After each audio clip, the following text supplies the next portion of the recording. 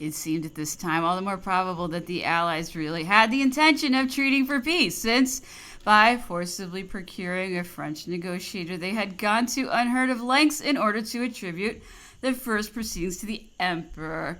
And what gave great weight to the belief of the pacific dispositions of Europe was that there was question not merely of a continual peace as at Tilsit and Schönbrunn, but of a general peace in which England could intervene as a contracting party, so that it was hoped that we should gain in security for the results what we might perhaps lose by the severity of the conditions. But unhappily, the hope to which we yielded with anticipated joy was of short duration. We soon learned that the propositions communicated to Monsieur de Saint-Aignan after his abduction were only a lure, an old diplomatic ruse to which the foreigners had resorted in order to lull the emperor with false expectations.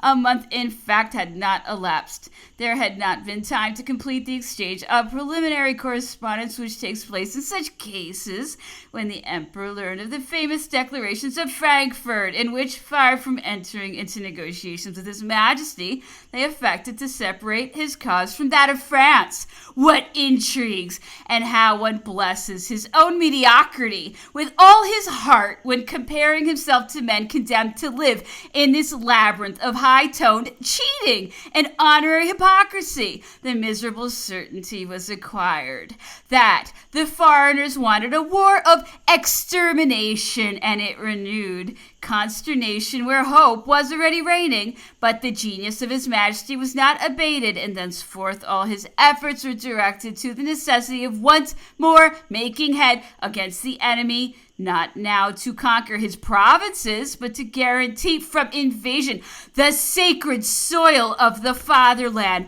Chapter 11. In speaking of the year 1813, mention should not be omitted of the incredible number of affiliations to the sacred societies recently formed in Italy and Germany, which took place that year. The emperor, from the time when he was only first consul, was not merely not opposed to the reopening of the Masonic lodges, but it is permissible to think that he covertly favored it. He was very sure that nothing would result from these reunions, which could be dangerous to his person or contrary to his government, since Freemasonry counted among its adepts and even had for its chiefs the greatest personages of the state. Moreover, it would have been utterly impossible that in these societies into which some false brethren insinuated themselves, a dangerous secret, had there been such, could have escaped the vigilance of the police. The emperor spoke of them sometimes, but as mere childishness, good to amuse simpletons, and I can affirm that he laughed heartily when he was told that the Arch-Chancellor, in his capacity as Chief of the Grand Orient, did not preside over a Masonic banquet with less gravity than he brought to the presidency of the Senate and the Council of State. Nevertheless, the unconcern of the emperor did not extend to the societies so well known in Italy under the names Carbonari, and in Germany under various denominations. It must, in fact, be admitted that after the attempts of two Germans affiliated to Illuminism, it was very permissible in His Majesty not to see without inquietude the propagation of these bonds of virtue in which young fanatics were transformed into assassins. I have known nothing special concerning the Carbonari, since we were not brought into close relations with Italy. As to the secret societies of Germany, I remember that during our stay in Dresden, I heard a Saxon magistrate, with whom I frequently had the honor of being in company, talk about him in a manner that interested me greatly, even while it alarmed me for the future. It was a man of about 60 who spoke French well, and in whom German phlegm and the gravity of age were wonderfully blended. In his youth he had lived in France, and had even made a part of his studies at the College of Cereza.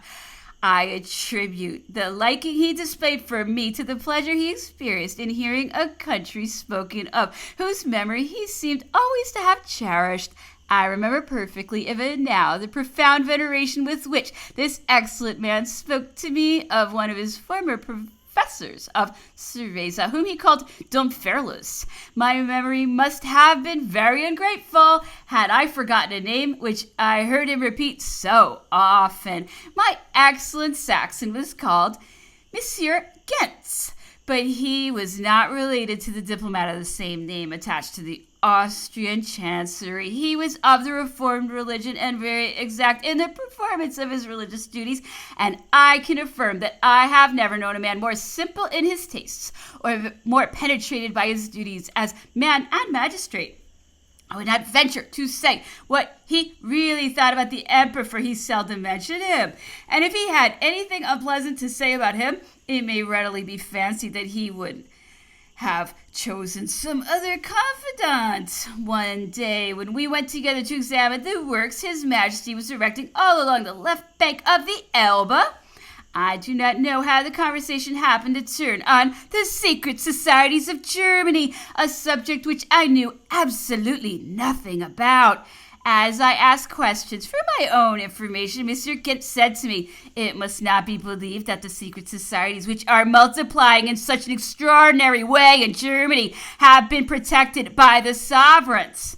The Prussian government views their increase with alarm, although at present it is seeking to turn them to account in order to give a national appearance to the war it is waging on you since the defection of General York. Some of the unions now tolerated have been the object of lively persecutions, even in Prussia. For instance, it is not long since the Prussian government took severe measures for the suppression of the society called Tugendverein, Union of Virtue. It succeeded in breaking it up, but at the very moment of its dissolution, 3 others were formed from it, which were to be directed by the members of the Tugendverein.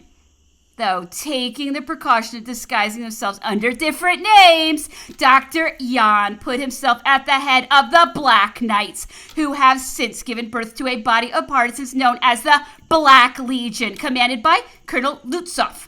The memory of the late queen, which is still vivid in Prussia, exercises a great influence over the new direction it pressed on its institutions. She might be called their occult divinity. During her lifetime, she gave Baron Nostitz a silver chain, which in his hands became the decoration, or rather the rallying sign, of a new society to which he gave the name the Louisa Union. Finally, Monsieur Lang is the declared chief of an order of Concordists, which he has instituted in imitation of the societies of the same name established some time since in the universities. My duties as a magistrate, continued Monsieur Gens, have more than once put me in a position to obtain exact information concerning these new institutions, and you may regard what I say on this subject as perfectly authentic. The 3 chiefs of whom I have just spoken appear to direct 3 societies, but it is very certain that the 3 make only one, since these gentlemen are pledged to follow the track of the Tugendverein in every point. They have divided Germany between them merely to render their influence more immediate by their presence. Monsieur Jan has preserved Prussia, more particularly to himself, Monsieur Lang the north, and Baron Nostitz the south of Germany. This latter personage, knowing what influence a woman may exert upon young adepts, has associated with him a very beautiful actress of Prague named Madame Breda, and she has already made a very important conquest for the Louisa Union, and one which may become still more so in the future if the French experience reverses. The former Elector of Hesse, affiliated through the agency of Madame Breda, accepted almost immediately after his reception the Grand Mastership of the Louisa Union, and on the very day of his installation he placed in the hands of Baron Nostitz the funds necessary for the formation and equipment of a free company of 700 men intended to enter the service of Prussia.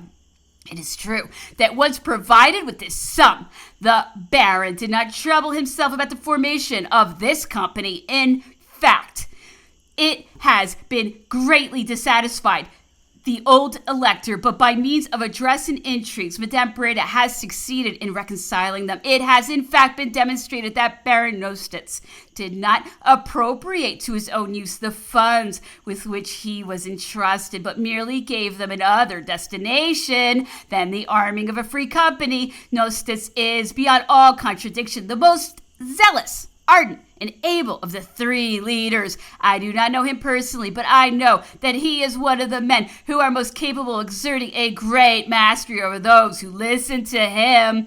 It was thus that he captivated Stein, the Prussian minister, to such a point that the latter kept two of his secretaries at the disposal of Baron Nostitz to draw up under his direction the pamphlets with which Germany is inundated. But I cannot too often repeat to you, added Monsieur Getz, that the hatred vowed against the French by these different societies is merely an accidental thing born of circumstances only, for their original object was the overthrow of governments as they exist in Germany, and their fundamental principle is the establishment of a system of absolute equality. This is so true that it has been hotly debated among the adepts of the Tugendverein whether or not to proclaim the sovereignty of the people throughout Germany. They say openly that war ought not to be made in the name of governments which, according to them, are only instruments. I do not know what will finally result from all these machinations, but it is certain that by dint of assuming importance, the secret societies create one which is not assumed. To listen to them, you would believe that they alone determined the King of Prussia to declare openly against France, and they make a boast of not stopping there. After all, that will probably happen to them, which almost always happens in such cases. If they are considered useful, they will be promised wonders in order to turn them to advantage, and they will be dropped when they are no longer needed, for it is utterly impossible that reasonable governments should lose sight of the real aim of their institution. Such is the sum which I believe exact, not of all that Monsieur Getz told me about the secret societies of Germany, but of all that I remember, and I recollect that when I was allowed to give an account of it to the Emperor, His Majesty deigned to pay great attention, and even made me repeat certain details, a fact which contributed not a little towards impressing them on my memory. As to the Carbonari, there is every reason to believe them to be affiliated by secret ramifications to the German societies, but as I have said already, I have not been in a position to obtain certain information concerning them. Nevertheless, I will attempt to reproduce here what I have been told about the reception of the Carbonaro. The recital of this history, which is perhaps merely an invention, impressed me greatly. Moreover, I give it here with all reserve, not knowing even whether someone else has not made use of it. Seeing that I was not the only listener to this narration, I had it from a Frenchman who lived in the northern part of Italy at the very period from which dates my conversation with Mr. Getz, a French officer formerly attached to General Moreau, a man of an ardent yet somber and melancholy temperament, had left the service after the trial instituted at Paris against his general. He had not been involved in a conspiracy, but being unchangeably attached to Republican principles, simple in his manners, and possessing enough to live on, though in a very modest way, this officer quitted France at the time the empire was founded and took no pains whatever to disguise his aversion for the head of an absolute government. In fine, although very peaceable in his conduct, he was one of those who are styled malcontents. After traveling for some years in Greece, Germany, and Italy, he settled in a small town of the Venetian Tyrol. There he lived in a very retired manner, having few communications with his neighbors, occupied with the study of the natural sciences and paying no further attention, it might be said, to public affairs. He was in this position, which appeared mysterious to some persons, when the afflictions to the vents or lodges of the Carbonari were making such astonishing progress in the majority of the Italian provinces, and notably on the borders of the Adriatic. Several notable inhabitants of the region, ardent Carbonari, conceived the project of enrolling in their society the French officer with whom they were acquainted, as well as with his implacable resentment against the chief of the imperial government, whom he regarded as a great man indeed, but also the destroyer of his dear republic. In order to avoid ruffling the presumed susceptibility of the French officer, it was resolved to organize a hunting party which should direct itself towards the places where he was accustomed to select for his solitary excursions. This plan was adopted and carried out so that the desired meeting took place and appeared wholly fortuitous. The officer did not hesitate to take part in the conversation of the hunters, several of whom he knew, and after various circumlocutions, the conversation was brought around to the Carbonari, those new adepts of a sacred liberty. That magic word liberty had not ceased to live in the depths of the officers' hearts. Hence, it produced on him all the effect that could have been expected. It awakened the enthusiastic souvenirs of his youth and made him tremble with long unwonted joy. When therefore it was proposed that he should augment the number of brethren by whom he found himself surrounded, he experienced no difficulty. The officer was received, the sacramental signs, the words of recognition were made known to him. His oath was accepted. He pledged himself to be always and all times at the disposal of his brethren, and to perish rather than betray their secret. Thenceforward he was affiliated and continued to live as he had done in the past, awaiting a summons at any moment. The adventurous character of the inhabitants of the Venetian Tyrol differs in many respects from that of the inhabitants of Italy, but it resembles it by a natural suspiciousness which is common to both, and among them the descent from suspicion to vengeance is a swift one. Hardly had the French officer been admitted to the number of the Carbonari than some among them censured this affiliation and regarded it as dangerous. There were some who even went so far as to say that the mere fact of being a Frenchman should have sufficed to exclude him, and that moreover, at a time when the police was employing clever men to take all disguises, it was necessary that the firmness and constancy of the newly elected man should be subjected to other trials than the simple formalities to which they had confined themselves. The sponsors of the officer, they who had, so to say, coveted him as a brother, made no objections, so sure were they of the excellence of their choice.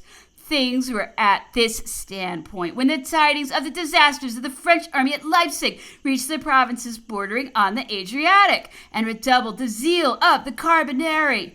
Nearly 3 months had elapsed since the reception of the French officer without his having received any notification from his brethren, and he was thinking that the labors of Carbonarism amounted to very little. Then he one day received a mysterious letter in which he was enjoined to repair on the following night, armed with a sword, to a wood which was indicated to be there precisely at midnight, and wait until someone should come to seek him. Exact to the rendezvous, the officer repaired thither at the hour prescribed, and remained until daylight without having seen any person appear, whereupon he returned home, supposing that they had merely desired to make trial of his patience. This opinion was changed into conviction when, some days later, another letter having enjoined him to go in the same manner to the same place, he again spent the night in useless waiting. It was not the same with the third and similar appointment. The French officer kept it with the same punctuality and without fatiguing his patience. He had been waiting several hours when all of a sudden, instead of seeing his brethren arrive, he heard the clicking of swords that strike against each other. Carried away by a first impulse, he sprang in the direction whence the noise issued, and it seemed to recede as he advanced. He arrived, nevertheless, at a spot where the frightful crime had been committed. He saw a man bathed in his blood, whom 2 assassins had just struck down. Quick as lightning, he sprang, sword in hand, upon the 2 murderers, but they had disappeared into the thick forest, and he was about to lavish his assistance on their victim when 4 gendarmes arrived upon the scene. The officer found himself alone with the naked sword in his hand, close to the assassinated man. The latter, who was still breathing, made a last effort to speak and expired in the act of designating his defender as his murderer. The gendarmes at once arrested him. 2 of them lifted the corpse, and the other 2 bound the officer's arms with cords, and led him to a village about a league away, which they reached at daybreak. There he was conducted before the magistrate, interrogated, and committed to prison. Imagine the situation of the officer, with no friends in the country, afraid to appeal to his own government, to which his known opinions would have rendered him suspicious, accused of a horrible crime, seeing every proof against him, and moreover crushed beyond escape by the last words of the dying victim. Like all men of firm and resolute character, he looked his position in the face without flinching, saw that it was remediless, and resigned himself to his fate. Meanwhile, a special commission had been appointed so as to preserve at least a show of justice. Led before the commission, he could only repeat what he had said to the magistrate, who had questioned him at first, that is, to recount the facts as they had occurred, protest his innocence, and yet admit that all the appearances were against him. What could he answer when asked why? With what motive he was alone at night and armed with a sword in the depths of a wood? Here his oath as a carbonero impeded his words, and his hesitation was but an additional proof against him. And what could he reply to the deposition of the gendarmes who had taken him in the very act? Hence he was unanimously condemned to death and led back to prison, where he was to remain until the day fixed for his execution. In the first place, a priest was sent to him. The officer received him with the greatest respect, but abstained from recourse to his ministry. Next, he was importuned by the visit of a confraternity of penitents. At last, the executioners came to lead him to the place of execution. As he was going thither, accompanied by several gendarmes and between a long and double row of penitents, the funereal procession was interrupted by the unexpected appearance of a colonel of gendarmerie, whom chance had brought to the scene of action. This superior officer bore the name of Colonel Boisard, a name well known throughout Upper Italy and dreaded by all malefactors. The colonel ordered a suspension of proceedings that he might interrogate the condemned in person and learn the circumstances of the crime and the trial. When he was alone with the officer, he said to him, "You see that everything is against you and that nothing can rescue you from death. Still, I can save you, but on one condition. I know that you are affiliated to the sect of the Carbonari. Tell me who are your accomplices in these underhand machinations, and you may have your life at that price. Never, but consider, never, I tell you, have me taken to the place of execution." Hence the road to the scaffold had to be resumed. The executioner was at his post. The officer mounted with a firm step the fatal ladder. Colonel Boisard sprang toward him and again begged him to save his life on the condition he had named. No, never. Then the scene changed. The colonel, the executioners, gendarmes, the priests, the penitents, the spectators all crowded around the officer. Everybody wanted to embrace him. At last, he was led in triumph to his dwelling. All that had happened was merely a reception. The assassins of the forest and their victim, as well as the judges and the pretended Colonel Boisard, had been playing their part. And the most suspicious of the Carbonari knew to what point their newly affiliated brother could push the heroism of constancy and the sacredness of an oath. Such is very nearly the story to which I listened, as I have said, with the keenest interest, and I have thought I might be permitted to recall it here, yet without concealing from myself how much it must lose in being written down. Should it be accepted without reserve? That is what I dare not decide. But what I can certify is that the narrator said that it was true, and even declared that the details of it would be found in the archives of Milan, seeing that this extraordinary reception had been made at the time the object of a circumstantial report addressed to the viceroy, whom fate had already condemned never to see the emperor again. Chapter 12.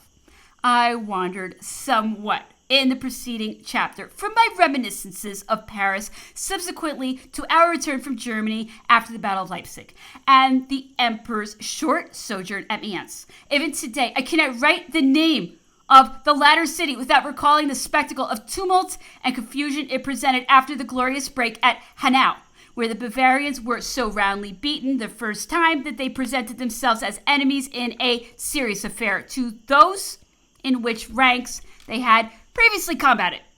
If I do not mistake, it was in that battle that the Bavarian General Vreda and even his family became the immediate victims of their treason. The general whom the emperor had loaded with favors was mortally wounded. All the relatives he had in the Bavarian army were slain, and his son-in-law, Prince Oettingen, experienced the same fate.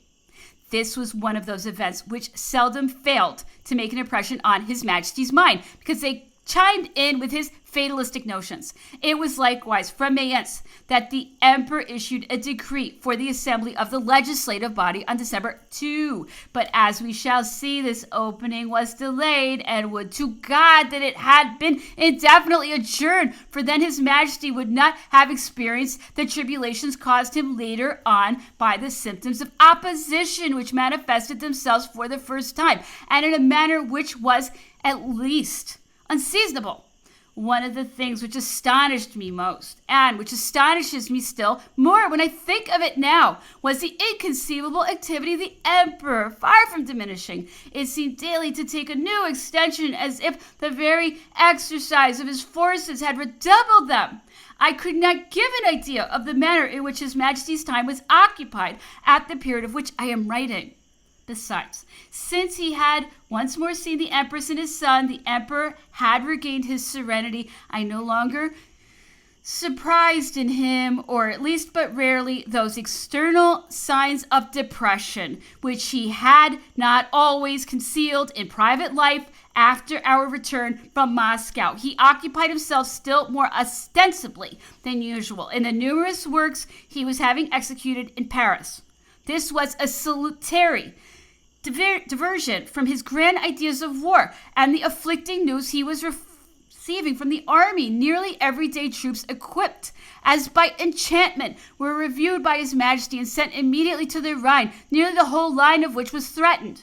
The danger of which we scarcely dreamed must then have seemed imminent to the inhabitants of the capital, who were not carried away as we were by the sort of charm exerted by the emperor over all who had the honor of approaching his august person.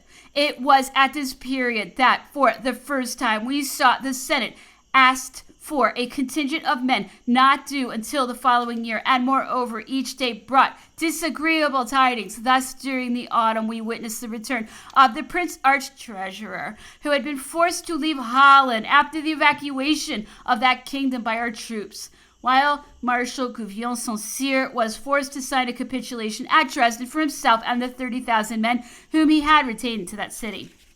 The capitulation of Marshal Saint-Cyr will assuredly not occupy an honorable place in the history of the Cabinet of Vienna. It is not my business to criticize political combinations, but I cannot forget the indignation manifested by everybody in the palace when it was learned that this capitulation had been outrageously violated by those who had become the strongest.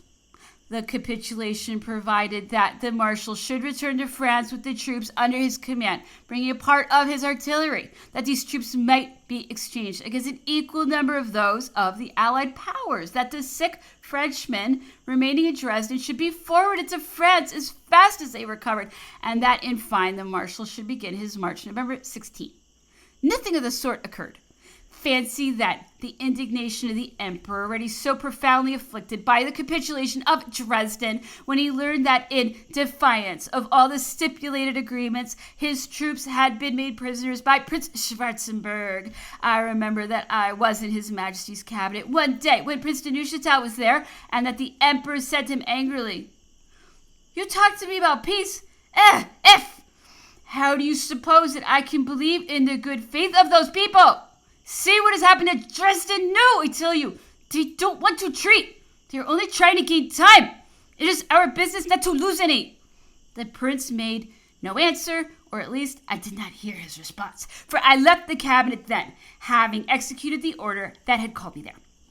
Moreover, I can add, as a further proof of the confidence with which His Majesty deigned to honor me, that he never interrupted what he was saying on my entrance, no matter how important it might be, and I dare affirm that if my memory were better, these souvenirs would be far more valuable than they are. Since I have spoken of the bad tidings which assailed the emperor almost uninterruptedly during the latter months of 1813, there is one which I must not omit to mention because it affected His Majesty so painfully. I refer to the death of the Count Louis de Narbonne. Of all the persons who had not begun their career under the eye of the emperor, Mr. de Narbonne was probably the one whom he most liked. And it must be owned that it would be impossible to combine real merit with more attractive manners. The emperor considered him the most suitable person to conduct a negotiation successfully. Narbonne is a born ambassador, he said of him one day. It was known in the palace why the emperor had appointed him his aide-de-camp at the time when he was forming the household of the Empress Marie-Louise. It had been at first the emperor's intention to make him Knight of Honor to the new empress, but a cleverly contrived intrigue induced the latter to refuse him, and it was as a sort of indemnity for this that he received the appointment of aide-de-camp of His Majesty. At that time, there was not one in France which was more highly esteemed. Many foreign princes and even sovereigns vainly solicited this high favor. Among these I can adduce Prince Leopold of Saxe-Coburg, the husband of the Princess Charlotte of England, who refused to be King of Greece after having failed to become the Emperor's aide-de-camp. I would not venture to say, after carefully consulting my memory, that nobody at court was jealous at seeing Mr. de Narbonne as an aide-de-camp of the emperor, but I forget the names. However that might be, he soon became a favorite, and the emperor daily appreciated more highly his qualities and services. Concerning this, I recollect hearing His Majesty say, and I think it was at Dresden, that he had never well understood the cabinet of Vienna until Narbonne's sharp nose, these are his own expressions, had smelled out its old diplomatists. After the pretense at negotiations of which I have spoken already, and which occupied the whole time of the armistice of 1813 at Dresden, Mr. de Narbonne had resided in Germany, where the emperor had confided to him the government of Torgau. It was there he died, November 17, in consequence of a fall from his horse, in spite of the skillful attentions lavished on him by Baron Deschenets. Since the death of Marshal de Rock and that of Prince Poniatowski, I do not recollect having seen the emperor display more regret than on this occurrence. Meanwhile, almost at the time when he lost Monsieur de Narbonne, but before hearing of his death, the emperor had provided a substitute near his person in the man whom he had loved most, not excepting General Desaix. He had just summoned General Bertrand to the high functions of Grand Marshal of the Palace, and this choice was generally approved by all those who had the honor of knowing Count Bertrand. But what can I have to say here of a man whose name history will never separate from that of the emperor? The same period has seen the death of the Duc d'Estrées, one of the 4 colonel generals of the guard, and of Marshal de Rock. The same nomination united the names of their successors. Marshal Suchet was appointed at the same time as General Bertrand and replaced Marshal Bessières as Colonel General of the Guard. At this period, His Majesty made several other changes in the personnel of the superior administration of the empire, a decree of the Senate having conferred on the emperor the right to select the president of the Corps Legislatif. His Majesty appointed the Duc de Massa to that post, replacing him in his functions as Chief Justice by Count Molay, the youngest minister the emperor ever had. The Duc de Bassano resumed the Secretaryship of State, and the Duc de Vicenza received the portfolio of foreign relations. I have said that during the autumn of 1813, His Majesty went several times to visit the public works. He generally went on foot and almost alone to see those of the Tuileries and the Louvre. Afterwards, he would mount a horse accompanied by at most 1 or 2 of his officers and Mr. Fontaine to examine those which were more distant. One day, nearly at the end of November, having profited by His Majesty's absence to take a few turns in the Faubourg Saint-Germain, I unexpectedly found myself near him at the moment when he reached the entrance of Rue de Tournon. On his return from the Luxembourg, I cannot describe with what lively satisfaction I heard the shouts of "Long live the Emperor!" as he approached. I was thrust very near the Emperor's horse by the pressure of the crowd. I did not suppose, however, that His Majesty had recognized me. I had proof to the contrary. On his return, the Emperor had seen me, and as I was assisting him to change his garments, he said to me cheerfully, "Well, Monsieur Ledrot, and what were you doing in the Faubourg Saint-Germain?" "I see what it is. That is very fine. You go to spy upon me when I go out. And many other speeches of the same sort, for on that day the emperor was very gay, whence I inferred that he had been satisfied with his visit. When at this period the emperor experienced any anxieties, I thought I noticed that he liked to dispel them by showing himself in public, perhaps more frequently than during his other sojourns in Paris, yet always with that affectation. He even went several times to the play, and thanks to the kindly attentions of the Count de Remusat, I was very often present at those assemblies, which on such occasions always had a very festive appearance. Certainly on the day of the first representation of the ballet of Nina at the opera, it would have been difficult to suppose, when their majesties entered their box, that the emperor already counted enemies among his subjects. It is true that the mothers and wives in mourning were not there, but what I can affirm is that I have never seen more enthusiasm. The emperor enjoyed it this time from the bottom of his heart, more perhaps than after his victories. The idea of being loved by the French people made the most vivid impression on him. In the evening he spoke of it. Shall I dare to say that he talked about it to me like a child who prides himself on the reward he has just received?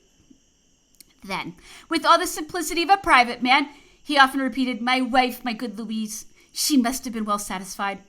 The fact is that there was such eagerness in Paris to see the emperor at the play that, as he always occupied the side box looking on the front of the stage, whenever it was supposed that he would be present, the boxes on the other side of the theater were taken with the utmost promptness. Even the highest tier of boxes was preferred to the best ones on that side of the theater, whence it was most difficult to see him. No one who lived in Paris at that time can fail to recognize the exactness of these souvenirs.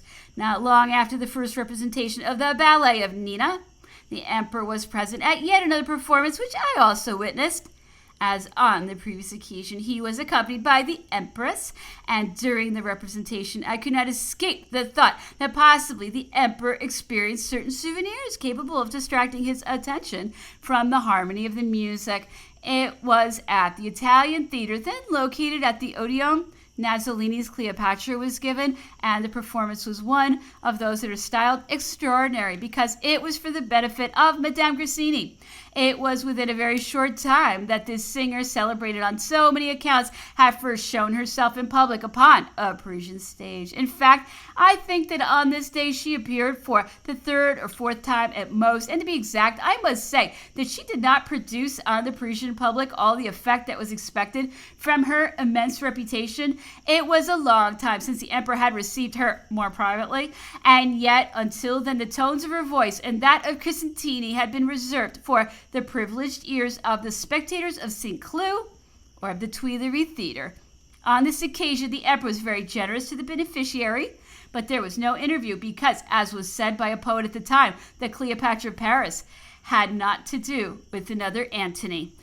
Thus, as one sees, the emperor stole a few evenings from the vast affairs which occupied him less for the sake of enjoying the play than to show himself in public. All the useful establishments were the object of his cares. He did not even rely solely upon the information furnished by men who justly enjoyed his confidence, but he examined everything himself. Among the establishments especially protected by His Majesty was one which he particularly liked. I do not believe that the emperor ever came to Paris in the intervals between one war and another without paying a visit to the establishment of the demoiselles of the Legion of Honor under the direction of Madame Campan at Écouen in the first place and afterwards at Saint-Denis. The emperor went there in the month of November, and I recall an anecdote concerning these visits, which I heard the emperor relate, and which greatly diverted him. I cannot be sure, however, whether it belongs to the visit of 1813 or to a previous one. It must be known to begin with that, conformably with the regulations of the house and the demoiselles of the Legion of Honor, no man except the emperor was admitted to the interior of the establishment. But as the emperor always went there with some display, his suite was considered as part of himself and entered with him. In addition to his officers, 2 pages usually attended him. Now it happened in the evening, after returning from Saint-Denis, the emperor said to me with a laugh on entering his chamber, where I was waiting to undress him, "Well, well, Here are my pages trying to resemble the ancient pages, the little rogues. Do you know what they do? When I go to Saint Denis, they wrangle with each other as to who shall go with me. Ah! Ah!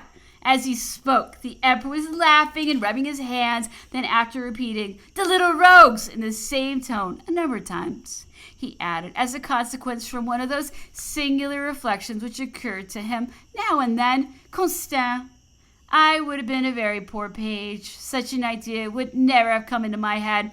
However, they are good young fellows. Fine officers have come from them already. Marriages will be the result some day." It was seldom, in fact, that an apparently frivolous manner did not elicit a serious conclusion on the part of the emperor, to me also barring some recollections of the past.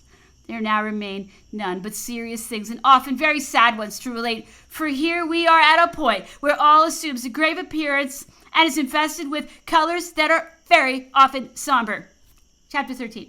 For the last time, the anniversary of His Majesty's coronation was celebrated in Paris. The gifts of the emperor on this occasion were the innumerable addresses he received from all the cities of the empire, and in which offered sacrifices and protestations of loyalty seemed to augment with the increasing difficulties of the situation.